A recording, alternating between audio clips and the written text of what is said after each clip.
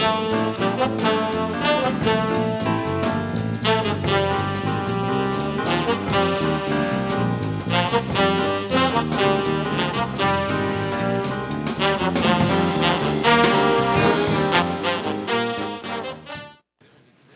thank you. Welcome back to the Greg Struss Show. Coming to you from Studio 688 here in Elmhurst, which is the west side of Chicago. I'm Greg Struss, welcoming you back once again to an experiment, I believe. I mean, I'm here by myself. I loved it so much last time that I decided to do it again. Last week's winner is back. So glad to have you along on this program. And we're going to be talking a lot about brainwashing tonight. Did you like that dramatic pause? Brainwashing or mind control. Some people might call it mind capture. A friend of mine, Tony Robleski, I believe wrote a book, Mind Capture, and it dealt with advertising and how the media and advertisers try to capture someone in a certain way of thinking. So how does brainwashing or mind control affect us? And where is it taking place today? Now, I think this is going to be an interesting discussion today because, you know, we're living in a different time. And the more that I've been watching television and reading various websites, I really have the feeling that this is all about brainwashing and mind control. All right, it happens in religion. It's definitely happening in politics, as well as in the media, all right, and in our personal lives. All right, if we're in a relationship with somebody who's always browbeating us or telling us that we're not being the person that they want us to be. That too, I believe, is a form of brainwashing. All right, I never really understood it. And now, as I've been watching and kind of have removed myself a little bit, I've been paying a little more attention to it. So I want to talk a little bit about that tonight. And being a part of the solution, all right, when there's a problem, am I somebody who sits there and contributes to the problem, talking about the problem, or am I coming up with solutions to that problem? Now, many folks who are in relationships, we're all in relationships, whether we're with a significant other or not, we have people that we work with. We have people that we live with, well, some of us. And, you know, problems arise in human relationships. So what are some of the ways that we can contribute to a better understanding of each other? I really believe it takes effort, right, to come up with a solution. And it's also solutions-based thinking instead of blaming. So if I'm blaming someone for the problems in my life, what am I doing? I'm really not accepting responsibility for my role in it, all right? We talk about this in counseling. As an addictions counselor, I've been away from it for a little while, but I still keep my ears up when I'm talking to people to see where they are. If somebody is placing blame on somebody else, it's telling me that they're either not in touch with their role in a situation, in a problem or a dilemma. It's also showing me that maybe the ego's at play here and that they're not capable of accepting responsibility or seeing their role in it. So I want to talk about that. And I think a lot of this too plays into or is related to mind control or the so-called brainwashing. Now, when people used to say brainwashing, I'd be like, so what do? Take you to a dry cleaner or something and wash your brain?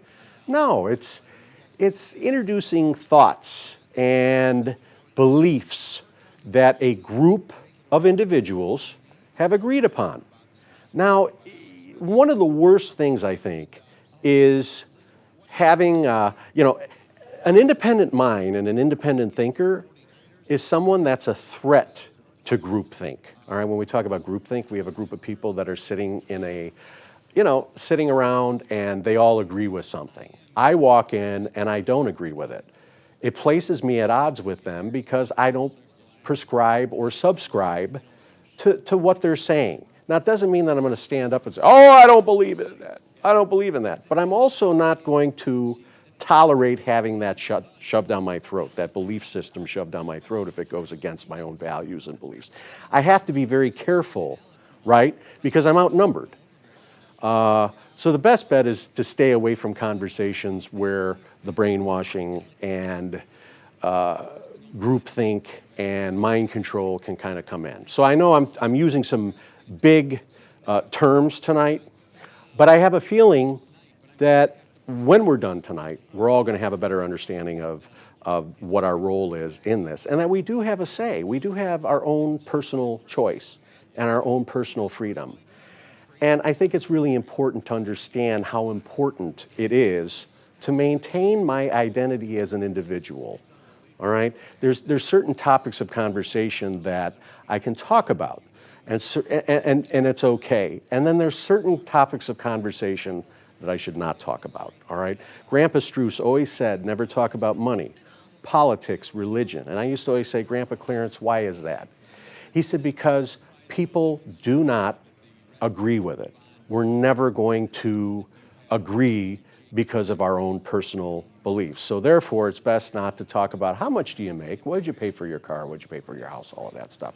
So it's a good show tonight. I feel it in my bones as I'm here at Studio 688 all by my lonesome. And it's kind of new, it's kind of different. And as the weeks go by, we're going to be getting some more people involved again. I got kind of complacent, I got kind of lazy, and here as I'm approaching 50, I've decided to do some things different, and I'll talk about that in a little bit.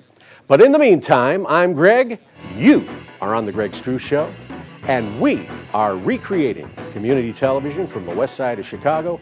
Thank you for joining us, and we'll be back in just a moment.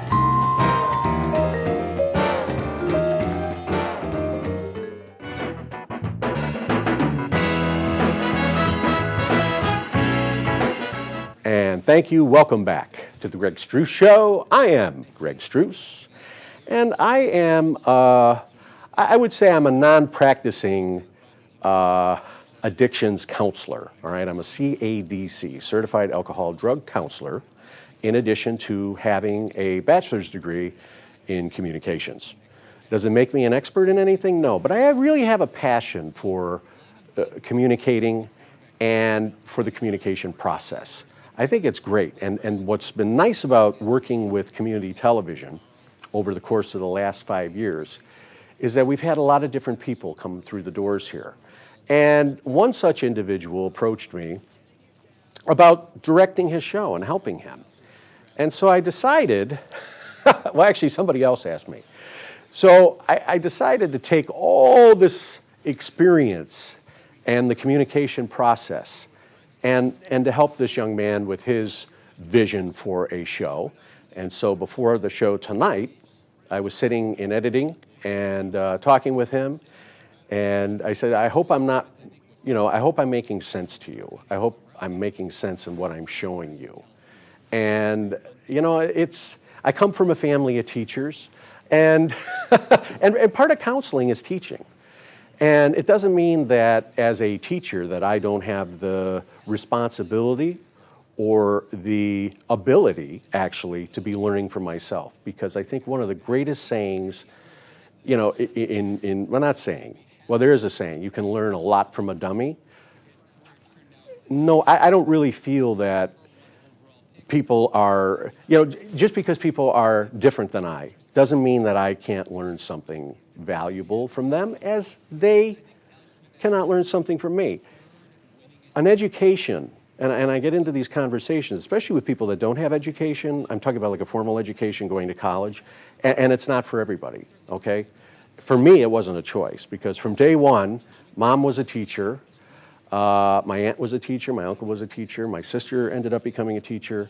So, and my grandma Helen, who kind of became like my mother figure after my mother passed away when I was 7, going on 8 years old. She was the person that I spent the most amount of time with when I was very young. So when I was probably about 3, 4, 2, 3, 4, Grandma always took care of me when my mother was teaching. My mother ended up giving up her career as a teacher to become a full-time mom further down the line. And Grandma always told me, a young man, and I still hear her voice. I mean, I'm going to be 50, okay? So you figure 48 years ago, I remember Grandma's voice telling me when I'm 2 or 3 years old, a young man, a gentleman, always opens the door for a lady. A gentleman always says please and thank you. Yes, ma'am, no, ma'am, yes, sir, no, sir. A gentleman helps people out of the car and all of those things. And I always get a lot of compliments for that, that you're very kind and gentle. No one's done that for me. Well, that came from Grandma because she came from a time where respect meant something. And I think what's going on right now, and especially as I was talking at the beginning about the beginning of the show, about mind control and about the so-called brainwashing, is that doesn't involve a lot of respect, in my opinion. Because when I'm sitting there, or someone else is sitting there, professing their beliefs and that this is the only way to think, and that this is the only thing that matters, it's kind of minimizing how I feel and what's important to me, right? So it doesn't mean that I'm a lesser person. It means that I don't agree with them. And it's my prerogative to say, I don't agree with you. Now, if I want to have a big debate and an argument, I'll say I don't agree with you. But I don't know. I think, again, having an independent mind and independent thinking allows me to do what? Think as an individual and think outside of the crowd. And that also comes into politics, all right? This is what I love. If I'm a Republican or a Democrat, there's certain beliefs that come with being a Republican or being a Democrat. And if I don't think like a Democrat, like the Democrats want me to think, or I don't think like a Republican, that the Republicans think, then there's something wrong with me, right? So isn't that a sense of brainwashing or mind control? Well, look, Greg, as a Republican, you're supposed to believe in the sanctity of life, or you're supposed to believe in, having financial responsibility, and that living off the government, receiving any kind of unemployment is wrong. So what happens if I'm in that situation and my politics are conservative and I have to be on unemployment? I feel like a lesser person, right? Whereas if I'm a Democrat, well, it's there and you need to have it and you need to do it. And what do you mean you don't believe in freedom of choice? So these conflicts are always coming from different corners of the world. And just because politics plays into something doesn't necessarily mean that I believe in all those values of that system, all right? And it doesn't mean that I have to subscribe to everything that's said, all right? Right now, one of the biggest things that's going on is President Trump, all right? To hear it from the media, President Trump hasn't done anything right, even though the stock market has never been better. Jobs have been created. Things are moving in the economy, but yet he doesn't get any credit for that because he's such a horrible person, and anybody that voted for him is a deplorable and da-da-da-da-da-da-da. All right, what about the people that voted for change? What about people that don't necessarily subscribe to the things that he says? All right, some people believe that he's racist. I'm sorry, I think as a white individual, as a white man, all right, if I state something, it's racist. If someone from another race discusses something similar, they're not racist, but I am. Why is that? Again, I believe there's some brainwashing going on with that, white men are evil, white men are, unpredictable, and yeah, let's face it, White men have been in control of a lot of different things. And there's also, I think, brainwashing in race, all right? We see the Jesse Jacksons coming out. We see all these guys coming out, and it's always against the white man on a certain level. Now, I don't mean this as a racist point of view. What I mean this as is taking a look at what people are professing and then following, all right? So if I follow those things, I'm going along with who? I'm going along with that person because they're feeding into either a fear of mine or something that something that I'm very uncomfortable about. All right, I think there's fear in race. Okay, when someone moves next to me that's different than I don't think that way. I certainly don't because I've lived in different areas and I've lived with different peoples. Okay. When I talk to my friend Adrian Victor, I always say your people. He was from Mexico. And it's not meant like you people or your people. It's meant your people. It's meant with respect, saying your Mexican people, this is what they do. So if someone was listening to me on the outside, they'd probably be saying like, what? That's racist. It's not meant that way. It's just like when he says, well, I went and I talked with one of your people. So it's a little kind of a joke that we have going between us. That's I think that's near and dear to my heart, actually. But if someone were walking into that, they'd be with a different belief system. You'd say, well, you're racist, or that's not right, because that's based on what other people have been saying. That we can't agree on these certain things, because to do that would be wrong, and I just don't prescribe to that. I think it's very important to maintain my identity and to maintain my individuality. And by doing that, that's what makes me who I am. I don't have to agree with you. I can be an independent when it comes to my politics because I don't have to prescribe or subscribe to the way that the Democrats think. I don't have to subscribe to the way the Republicans think. But something that a Republican says and something that a Democrat says, hey, maybe we got some, they're talking my language. But I'm not going to vote for somebody just based on my, because I'm one party. It just doesn't work that way for me. And I hope it doesn't work that way for you, because you matter. We all matter. If I don't matter to me and you don't matter to you, what are we doing? We're living for other people to build us up. And I will tell you, friends, that it doesn't work that way anymore. Friends aren't going to build us up. We have to build ourselves up, and we have to be around people that give us that juice, so to speak, all right? That give us the juice to say, I can do something. And what I believe in is important to me. Might not be important to you. So the next time someone comes up to you and tries correcting you on something that you feel very strongly in your heart, you don't have to back down as the better person. You can just say, you know what, I really don't care to describe. I'm not going to change you, and you certainly aren't going to change me. So I think the point in all of this is maintaining our individuality, and by doing so, it's what keeps us even keel, all right? It keeps us out of the drama. It keeps us on the level, I believe. And having our own voice is very important. When we come back, I want to talk a little bit about the brainwashing and 12-step work, all right? Like some people have talked about AA, Alcoholics Anonymous, Sex Anonymous, all of these things as brainwashing.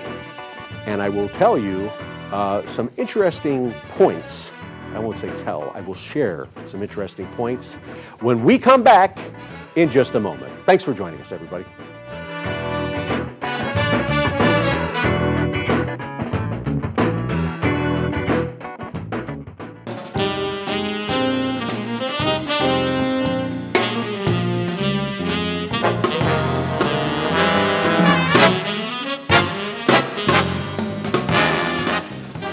Thank you for that, and welcome back to the Greg Struss Show. And we're talking about mind control and brainwashing. And in this segment, I want to talk a little bit about how 12-step work comes into that, all right?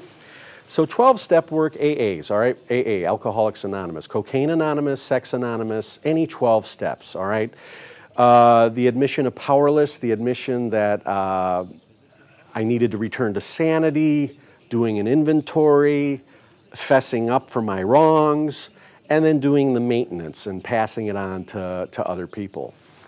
My experience with AA was very interesting because what I found in attending meetings at one point in my life was that people actually, and I want to say people actually, believe, because this is the belief in a lot of rooms, that they will, I'll give you an example. I'll be effed up forever because I'm an alcoholic forever. Never mind that I have freedom of choice. And the freedom of choice is whether or not I pick up again. Now, whatever that is, okay? Somebody that's overcoming addiction. Let's talk about gambling a little bit. Somebody that goes to the casino every night and then comes home and then decides they've had enough and go to a meeting. Well, I'll always be a gambler, and it's always, I'll always be a gambler, I'll always be messed up, and my life will always be a disaster. It's not true. That's not true at all. And believe it or not, there are other ways besides self-help groups to get well. I think when somebody reaches the point where they've had enough, they realize what the damage has been to their life, their friends, their family, their job, their money, their health, their freedom, sometimes that's enough to shake someone, to say, you know what, I can't live like this anymore. So then we make a change. And one of the ways to do that, we decide to go to a meeting because we want to be around people I want to be around somebody that understands what I'm going through and to hopefully guide me through the steps that I need to work on, all right? My conflict kind of came in with this. I didn't subscribe to, and I love that, subscribe, all right? I didn't believe all of this. For a while I did, and I found that I was getting along better with people because I was maintained. I was held to a certain position. God forbid I had my own point of view, because you know what? Having your own point of view is like, well, you'll drink again, or you'll drug again, or you'll rob again, you'll thieve again, because that's what we say and that's what we believe in this program, and that's not really what it's about. There's a lot of misinformation out there. And where the brainwashing comes in is, you have to go to meetings every day, otherwise you'll drink again. You have to hang out with people in the program, otherwise you'll drink again. And, you have to be honest, but yet I don't think a lot of people are honest. And so if I don't have honesty in my life, me being honest to myself, admitting that I have a problem, admission that I need help, and that I want to change, that's, I think, the biggest step. And that I'll go to any length to get it. Now, funny, when we're in our addiction, we go to any length to do the things that we want to do, all right? If we want to go out and, be irresponsible with our money, we go out and do stupid stuff, all right? And who do we have to answer to? Oh, I'm not able to pay rent this month, not able to pay my credit card this month, because I made the choice to go out and do something stupid, all right? I wasn't ready yet, okay? So I have to be ready to make that change, whatever change it is in my life, okay? I'm making changes right now. I'll make change. I have some singles for a 5 if you like. But, but that's where I'm going with this. And my point in all of this is that first and foremost, I am an individual. I have lived my own life. I have my own experiences. And I have my own belief system. And nobody's going to change that. Nobody. Now, you can sit there and try to argue with me about certain things, and yeah, presenting facts, absolutely. But for me, I've seen a lot of different things, and when I've relied on other people and their way of thinking, I haven't achieved the results that I want in my life because I haven't been what? True to myself. So being true to myself is part of being an independent thinker, all right? So independent thinking means that I am an individual person and I'm able to think about things as they are, all right? Based on the facts that I have, maybe the science behind something, or more so the behavior that I've witnessed. And that's it. And then we get to the point of where we move beyond that. And And I really believe that there comes a point in time where it's time to leave AA.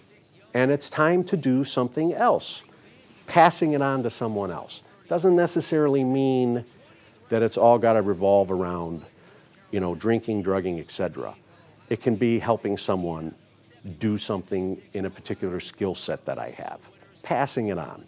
And really, when I pass it on to someone else, I'm really helping me because I'm getting outside of myself and I'm helping someone else. Selflessly, all right? It's selfless. So I don't get anything other than the joy of seeing someone be able to produce their show and get them started on that road if that's what they want to do. And there's some things I'm thinking about for myself and trying to make some sense of. So, I go through this the last couple weeks of doing shows by myself. I figure it's a break, right? So I'm going to tap dance a little bit out here and talk about some things that maybe some people aren't discussing, but are like buzzing in the head. So that's what I want to be, and I want to let you know that again, you matter, I matter. What you think matters to you, and what I think matters to me, and hopefully what matters to both of us, we share and come up with solutions to problems. All right. So as far as the brainwashing right now that's taking place in the media, not everybody that voted for President Trump loved President Trump. Some people voted for President Trump because they couldn't stand, Hillary Clinton, or they didn't like Senator Sanders. And some people voted for Hillary Clinton because they liked what she had to say and what she had to offer. And some people voted for, Senator Sanders because of what he had to offer. But in the end, President Trump won based on the Electoral College, which is in there for a reason. We don't have to agree with it, but what I'm not seeing is any acceptance that this is the person who has been voted into office and is leading the country. All right? He's the president. That's it. Now, whether or not I like that, whether or not I accept that, has no bearing on the fact that he won. And now we have all this, resistance and everything else. And if you're not part of it, there's something wrong with you. And I don't like that. I don't care for that. Because what's happened? Maybe I think differently, but you're not respecting me. You're criticizing me and you're bullying me because I think a certain way. And I don't agree with you. Oh, but, and yet these are the same people that are talking about shaming and bullying, and yet they're doing the same thing, only on television and in the media. It's the same thing. You report on bullying, but yet you're bullying me because I don't believe in what you believe, or I don't agree with it, so I'm less than you. And it doesn't matter. Again, I matter, you matter, we all matter, and just because we watch it on TV doesn't mean it's true. All right? You could be watching this right now and say, none of this stuff is true. And I don't speak as an expert. I'm speaking from my personal experience, what I've seen, what I've witnessed, and communicating that. And you don't have to agree with it. That's okay. I understand. Anyway, I appreciate you tuning in tonight. It's been a little bit of a challenge because, you got to talk, you got to be prepared, you got to say all these things. And I'm really glad that you took some time out to tune in tonight and today or wherever you're watching us. And speaking of which, you can always watch us on youtube.com with the search words, The Greg Struss Show. And I always love to hear from you. I hope you got something out of this today, something that you can take and think about, and thinking about that solution, that when somebody comes at me a certain way, that I'm going to think before I react. And instead of placing blame on someone, I'm going to take a higher road and say, you know what, I just don't want to talk about it right now. If I'm not ready to accept it, I don't have to talk about it right now. And if I'm ready to accept it, I'll say, you know what, I really made a mistake today. And I apologize for that, and I'll do better next time. All right? So anyway, thank you for joining us. I'm Greg Struss, and we'll see you again next time. Goodbye, everybody.